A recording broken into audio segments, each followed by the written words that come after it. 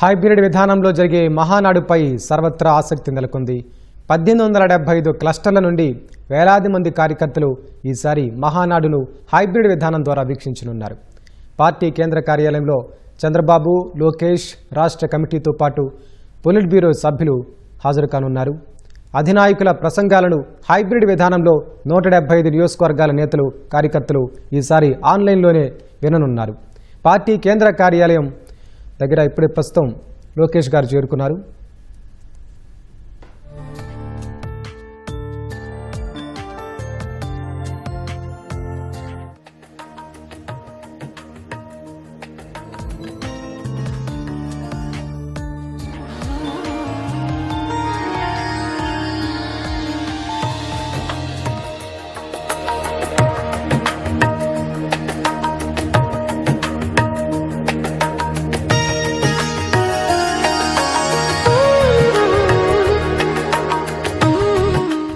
నూతన తరంతో, నూతన అవకాశాలతో మారిన కాలాన్ని బట్టి కూడా ఇవాళ ముందుకెళ్తుంది పార్టీ.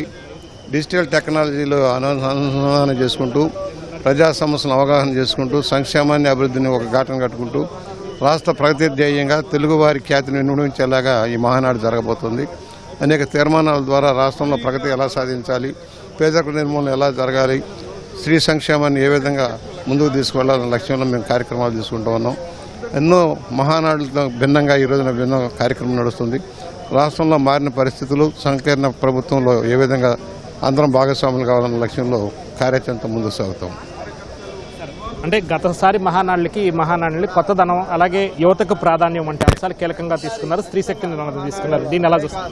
తెలుగుదేశం మొదటి నుంచి బడుగు బలహీన వర్గాలకు పెద్దపీట వేస్తూ ఉంది, మహిళలకు పెద్దపీట వేస్తుంది. మళ్ళీ దానికి అనుగుణంగానే నవతరం వస్తుంది. నవతరాన్ని కూడా ప్రోత్సహించేలాగా ఇవాళ పదవులకు పంపిణీ జరుగుతూ ఉంది. అలాగే మహిళా శక్తి కూడా అధిక ప్రాధాన్యత ఇస్తుకుంటూ వెళ్తున్నాం. గతంలో మహిళలు తక్కువ వచ్చేవారు, ఇప్పుడు భారీగా వారు కూడా ప్రాతినిధ్యం వహించేలాగా కార్యాచరణ తీసుకున్నాం. దానికి భిన్నంగానే ఉంటుంది. ఈసారి కొత్త వారికి ఇక్కడ అవకాశాలు ఎక్కువ కల్పిస్తున్నారు. దీన్ని ఎలా చూస్తారు?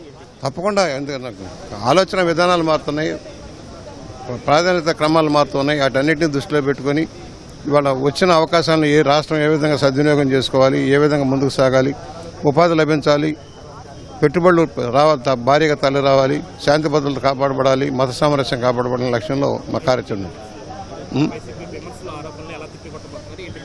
ప్రతిపక్షం చేసే తప్పుడు విధానాలు ఖండిస్తాం. వాళ్ళు ఏదైతే గోబెల్స్ ప్రచారం ద్వారా దోచుకున్న సొమ్ముతోటి టీవీలు, ఛానళ్లు, పత్రికలు పెట్టేసి రోజు తప్పుడు ప్రచారం చేస్తున్నారు, అబద్దాలు ప్రచారం చేస్తున్నారు. అవినీతి అక్రమాలకు తరలిపిన గత ప్రభుత్వ నిర్వాహకనే ఎండగడుతుంటే దాన్ని తప్పుగా భావిస్తున్నాం. తిప్పికొడతాం. ఎక్కడికక్కడే స్థానిక సంస్థల ద్వారా కూడా బలోపేతమయ్యి వారి తప్పుడు ఆరోపణలు ఖండిస్తూ ముందుకు సాగుతాం. సార్, శర్మ గారు మీరు చెప్పండి, మహానాడులో ప్రత్యేకత ఏంటి, ఎలా చూస్తున్నారు ఏంటి? అన్న రామారావు గారు పార్టీ పెట్టినప్పుడు ఏదైతే ఆ రోజు ఇంజనీరింగ్ ఫస్ట్ ఇయర్ స్టూడెంట్గా మహానాడు ఎమ్మెల్యే క్వార్టర్స్లో పాల్గొన్నాం, 83 మహానాడులో పాల్గొన్నాం. మరి 44వ సంవత్సరం మహానాడులో పాల్గొనడం కూడా అదృష్టంగా భావిస్తూ ఉన్నాం. ఎందుకంటే మహానుభావుడు, వ్యవస్థాపక అధ్యక్షులు ఎన్టీ రామారావు గారి పుట్టినరోజు తెలుగు జాతికి, తెలుగు వారికి ఒక పర్వదినం. ఇవాళ మహానాడు అంటే అందరం కూడా కలిసి మరి సమిష్టిగా చర్చించుకొని ముందుకెళ్లే రోజులు ఇవి. ఇవాళ 2 సంవత్సరాల అభివృద్ధి మీద చర్చ జరుగుతుంది. అట్లాగే రాబోయే 3 సంవత్సరాలకి దశ నిర్దేశం చేసే విధంగా చంద్రబాబు నాయుడు గారు ఈ కార్యక్రమంలో పెద్ద ఎత్తున క్లస్టర్, యూనిట్, బూత్, కుటుంబ సాధికార సారథి, గ్రామ స్థాయి, మండల, నియోజకవర్గ స్థాయి నాయకులందరూ కూడా భాగస్వాములు అవుతున్నారు. తెలంగాణ నుంచి వచ్చారు, ఆంధ్ర నుంచి మొత్తం వస్తూ ఉన్నారు. అట్లాగే అండమాన్ నికోబార్ నుంచి వస్తూ ఉన్నారు. 20 రాజకీయ తీర్మానంలో పెద్ద ఎత్తున చర్చ జరగబోతా ఉంది. అలాగే ఈసారి మహానాడు స్త్రీ శక్తి ప్రధాన అంశంగా తీసుకున్నారు. దీనికి సంబంధించి రాజకీయ తీర్మానం కూడా మహిళా పొలిట్ బ్యూరో సభ్యురాలు, అలాగే మంత్రిగా ఉన్న హోంమంత్రి అనితతో పెట్టించేటట్టున్నారు. ఈ స్త్రీ శక్తి నినాదంగా తెలుగుదేశం పార్టీ మొదటి నుంచి ఎలాంటి రాజకీయ అవకాశాలు కల్పించింది మహిళలకు, అలాగే ఎలాంటి ప్రాధాన్యత ఇచ్చింది అనే అంశాల మీద కూడా ప్రధానంగా చర్చ జరగనుంది. వీటికి సంబంధించి స్త్రీ శక్తి నినాదంతో వెళ్లే మహానాడు ద్వారా మహిళా శక్తిని ఎలా చాటుతున్నారు ఏంటి అన్నది మహిళల మాటలను తెలుసు. ఎంతో అదృష్టంగా ఫీల్ అవుతున్నామండి. ఎందుకంటే ఒక హైబ్రిడ్ విధానాన్ని ఈరోజు టెక్నాలజీని అనుసంధానం చేసి, అంటే ప్రపంచవ్యాప్తంగా ఉన్నటువంటి సంక్షోభాన్ని మహానాడుకి ఎక్కడా కూడా ఇబ్బంది కలగకుండా ఉండేందుకు ఈరోజు గ్రామ స్థాయి నుంచి కూడా ఒక నవశకానికి నాంది పలుకుతూ ఈరోజు స్త్రీ శక్తి అనే నినాదంతో కూడా ఈ మహానాడుని మేము నిర్వర్తిస్తున్నామంటే తెలుగుదేశం పార్టీకి మహిళల పట్ల ఉన్నటువంటి చిత్తశుద్ధి, ఒక ప్రాధాన్యత, అంటే 4 దశాబ్దాలైనప్పటి నుంచి కూడా అన్న ఎన్టీఆర్ గారు స్థాపించినటువంటి పార్టీలో అప్పటి నుంచే మాకు మహిళలకు ప్రోత్సాహం అందిస్తూ వచ్చారు. దాని ఆశయాలకు అనుగుణంగా ఈరోజు చంద్రబాబు నాయుడు గారు, లోకేష్ గారు ఈరోజు యువతను ప్రోత్సహిస్తూ మహిళలను కూడా ఈరోజు భాగస్వాములు చేయడం చాలా చాలా సంతోషంగా ఉందండి. అలాగే యువతకు ప్రోత్సాహం అనేది కూడా ప్రధాన అంశంగా తీసుకున్నారు. దీన్ని ఎలా చూస్తారు? నిజంగా అండి, ఎందుకంటే ఇప్పుడు ఉన్నటువంటి జనరేషన్ చాలా మంది యువత రాజకీయాల్లో రావాలని స్ఫూర్తిదాయకంగా ఈరోజు తీసుకొని ముందుకు వెళ్తా ఉన్నాము. ఖచ్చితంగా రేపటి జనరేషన్ అంతా కూడా ఈరోజు ఒక మంచి రాష్ట్రాన్ని మనం నెలకొనగాలంటే ఖచ్చితంగా యువత రాజకీయాల్లోకి రావాలి. నారా లోకేష్ గారు వర్కింగ్ ప్రెసిడెంట్ అయిన తర్వాత మొట్టమొదటిసారిగా జరుగుతున్నటువంటి ఈ మహానాడు రాష్ట్ర వ్యాప్తంగా జిల్లాల్లో ప్రతి గ్రామంలో కూడా ఈరోజు కార్యకర్తలు అందరూ కూడా భాగస్వాములై ఎంత లక్షలాది మంది ఈరోజు ఒక డిజిటల్ వేదికగా మహానాడును వీక్షిస్తూ ఉన్నారనంటే ఖచ్చితంగా యువత అందరూ కూడా ఈరోజు ఎంతో పెద్ద ఎత్తున పాల్గొని ఈరోజు తెలుగుదేశం పార్టీ బలోపేతానికి ముందుకుంటున్నామని కూడా తెలియజేస్తున్నామండి. అలాగే మహిళలకు సంబంధించి కూడా ఈ తీర్మానాలకు సంబంధించిన నేతల స్పందన, అలాగే మరి కాసేపట్లోని మహానాడు అనేది ప్రారంభం కానుంది. జాతీయ ప్రధాన కార్యదర్శి అలాగే వర్కింగ్ ప్రెసిడెంట్గా ఉన్న మంత్రి నారా లోకేష్ ఇక్కడికి మహానాడు ప్రాంగణానికి రావడం జరిగింది. అలాగే అధినేత చంద్రబాబు కూడా దారిలోనే ఉన్నారు. ఆయన కూడా మరికొద్దిసేపట్లోనే ఈ మహానాడు ప్రాంగణానికి రానున్నారు. ఆయన మహానాడు ప్రాంగణానికి రాగానే అక్కడ జాతీయ జెండాతో పాటు పార్టీ జెండాను ఆవిష్కరించనున్నారు. ఆ పార్టీ జెండా ఆవిష్కరించిన తర్వాత ఇక్కడ మహానాడు వేదికగా జరిగే ప్రాంగణంలో పాల్గొనడం జరుగుతుంది. ఇక్కడ ఉన్న ఎన్టీఆర్ ప్రతిమకు నివాళులర్పించడంతో ఈ మహానాడు వేదిక అనేది ప్రారంభం కానుంది. అలాగే మహానాడు వేదిక అనేది ప్రారంభం కానుంది.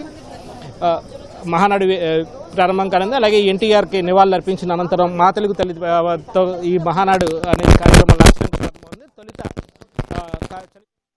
నేతలకు నివాళి కార్యక్రమం అనేది ఇవ్వనున్నారు. ఆ తర్వాత జాతీయ అధినేత చంద్రబాబు ప్రసంగం ఉంటుంది. దాదాపు గంటన్నర తర్వాత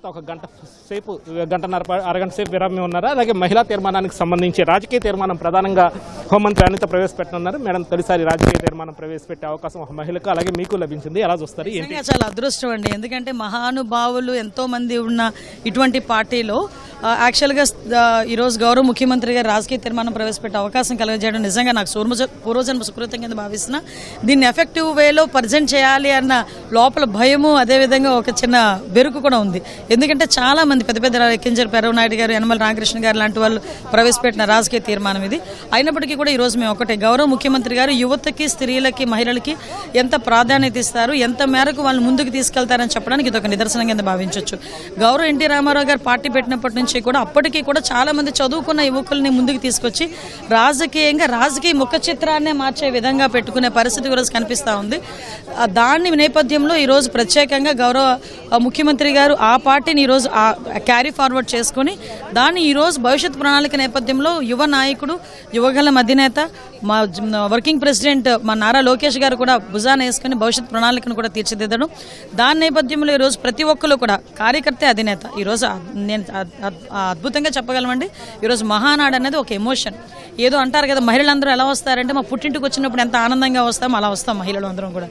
ప్రతి కార్యకర్త కూడా నా కుటుంబ సభ్యులను కలుసుకున్న ఒక మంచి పండగకి నేను వెళ్తున్నాననే ఉద్దేశంతో ఈరోజు మహానాడుకు వస్తారు. ఈరోజు ఒకే చంద్రబాబు నాయుడు గారి పిలుపు మేరకు మనం అందరం కూడా కాల్స్లోనంటే టెక్నాలజీని బేస్ చేసుకుని ఎవరి దగ్గర వాళ్ళే ఉండి మనం చేసుకుందాం అనుకున్నా కూడా దానికి కూడా ఫిక్స్ అయ్యి ఈరోజు ప్రతి ఒక్క శ్రేణులు కూడా ముందుకు రావడం చూస్తూ ఉంటే ఈ మహానాడికి ఎంత ప్రాధాన్యత ఉందో మనందరికీ కూడా తెలుస్తుంది. అలాగే స్త్రీ శక్తి నినాదాన్ని ఎలా ఉంది? ఒక నిమిషం ప్లీజ్.